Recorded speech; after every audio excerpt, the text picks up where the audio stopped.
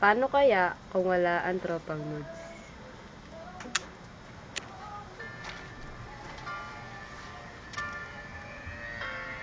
Nakikita niyo ba ang sexing babaeng ito? Hindi yan si Luz B. Ito si Luz B. Seryoso? Weirdo? Pero mataray kapag nag-drawing na siya. Luz B! Hi, Luz B! Nakikita niyo ba may ginagawa ko? Anong ginagawa ko? Drawing. So, pakibasa. Anong nakasulat dito? Don't disturb. Ayun naman pala eh. Don't disturb. Di ba kayo nakakaintindi ng Ingles? Tatagalogin ko ha. Don't disturb. Huwag mang istorbo.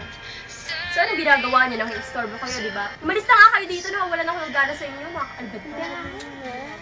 Ba yan?